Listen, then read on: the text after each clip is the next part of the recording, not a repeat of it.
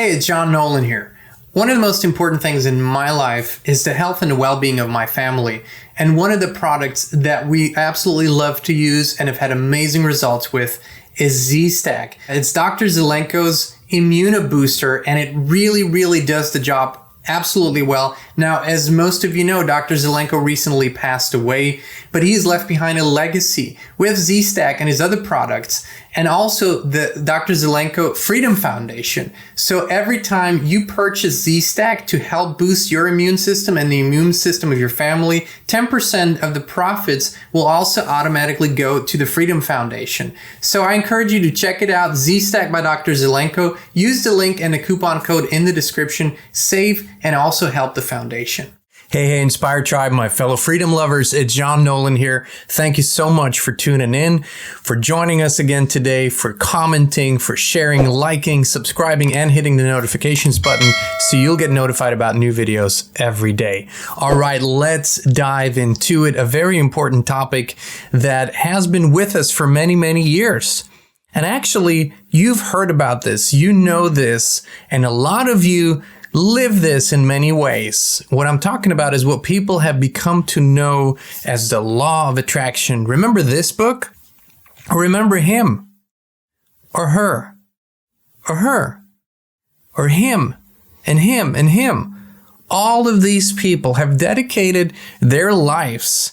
Some have since passed on, some are still around, and they have dedicated their lives to teaching others about fundamental principles on how we create or co-create. However, that all being said, a lot of this quote-unquote spiritual movements, this spiritual principle, has been infiltrated, taken out of context, and a lot of times misrepresented. Now, let's make one thing abundantly clear. The fact that your thoughts, your feelings, and your directed energy creates your reality is directly tied to the principle that you are 100% responsible for your experience in this life. Yes, you factor in the creator, of course. Absolutely. Well, as a matter of fact, this book here says exactly the same thing in many different ways. For example, in Hebrews 11:1, we read, "Now faith is the substance of things hoped for, the evidence of things not seen." Or even in Mark 11:24, "Therefore I tell you, whatever you ask for in prayer, believe that you've received it and it will be yours." So this is nothing new. This is nothing that has come out from a New Age movement or the spiritual movement. It's not in one religion. You can find it everywhere. It points, although subtly, sometimes very subtly, points to the fact that we're actually way more powerful than we're being led to believe. But the flip side of this is, and this is what people have been criticizing us for a long time, is why do you even talk about the negative stuff? You will feed that stuff. You will create more of that stuff. You will amplify that stuff. It's very interesting. Because what actually happens is, if you look at the facts, for the vast majority of our history, even just the one that we can remember, all the topics that are now out in the open, all the big corruption, the influences of secret societies, the manipulation, deception of humanity, human trafficking, child sacrifice, all these things have been hidden in the dark, yet they have continued to grow epically, so they have come to this point where now the uncovering is happening. So if that principle were true, if you don't look at it, if you don't pay it any attention, it will go away and you will attract something else. Doesn't seem to really apply here. Also, let's look at it that way. What are we really feeding when we are ignoring this negative stuff? We're feeding ignorance. We're creating more ignorance. The principle of good, the good mind, and the goodness in our hearts that keeps us wanting to create a better, more harmonious and peaceful future, it dictates that we must actually uncover these things.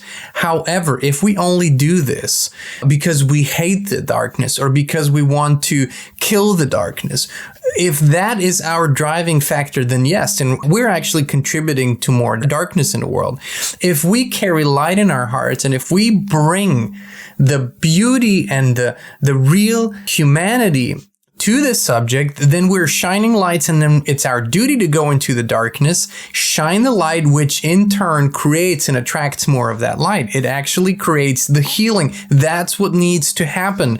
So why has this big spiritual movement that people, they call it the New Age movement, but actually it's very interesting. I see a lot of people that call themselves Christians that are very much studying and applying the law of attraction. I see it in all religions, because there's also this fallacy for some people that, you use this to get out of something and get something else. And it's oversimplified. It doesn't work that way.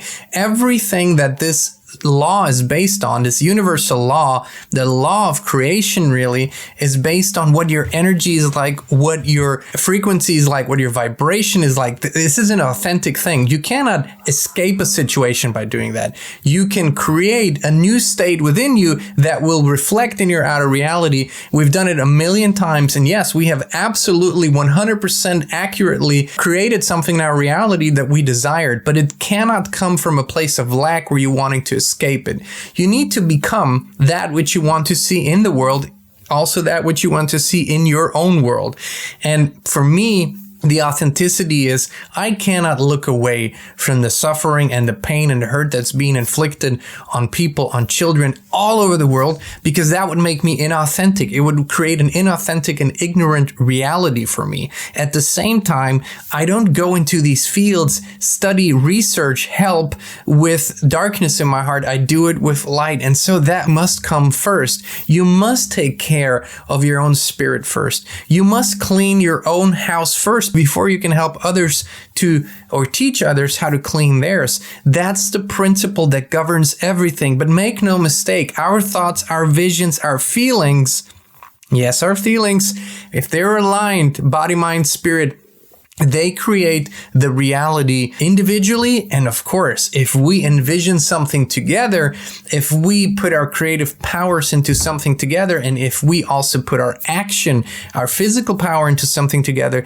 there are no limitations to how much harmony, beauty, joy, abundance, prosperity, health, and everything else we can create for all of us here. This is why we do what we do every day. This is why we show up. It's because we have this vision of happy, healthy families, living in a natural space of abundance as it was intended by the Creator. And our deepest, innermost desire is to recreate that, bring that back to the forefront, and show that this is the foundation for everything else. If we begin to realize we're not separate from our external reality, we're not separate from nature. Most humans today, or most men and women today, believe on a subconscious level they're somehow different from the rest of nature.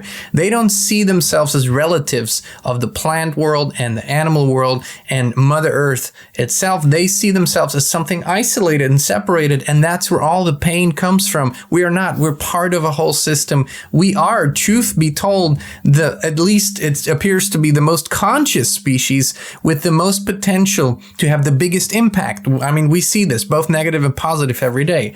So we can only become that which we want to see in the world, and that has a magnetic effect on everything else. It also has an inspiring creative effect on everyone around you. That is how I see this, how I view this. If you pick up books like The Secret, or books that were written by Wayne Dyer or Louise Hay or Abraham Hicks, and you cherry pick the things out that fit your comfort zone, and if you cherry pick truths out and ignore others, then you are feeding ignorance, and that's why you are in a perpetual loop of dissatisfaction.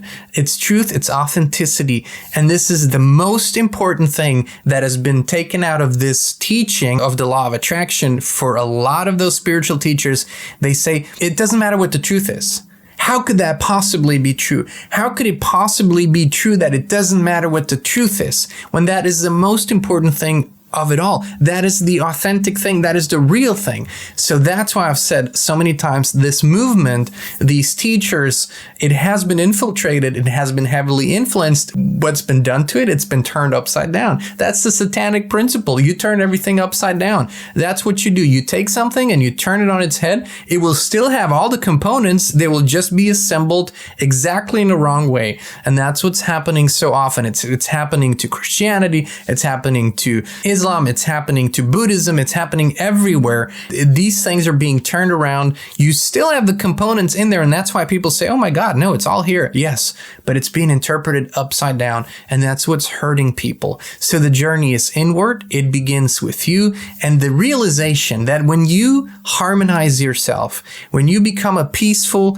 harmonized, strong, courageous being, that will reflect in your reality. When you realize you are an abundant being, just look at everything you've been given: a body, air to breathe, water to drink, surroundings in which you can live and survive and thrive. If you begin to see all that with a sense of gratitude, you will see that more of it will show up for you in your field, and that you will have more to be grateful for. That's what this whole journey is really all about, this realization. So yes, the law of attraction, whether you want to call it that or not, is a real thing. Has nothing to do with New Age, has nothing to do with woo-woo, or it's a governing principle of the universe, whatever you call it, doesn't matter. It's in the Bible, it's in all religions, it's in all teachings, but it's been oversimplified. The journey is inward. You become, you live, and you see in your reality that which you are, not that which you want, if that makes sense. You don't attract and create into your reality what you want.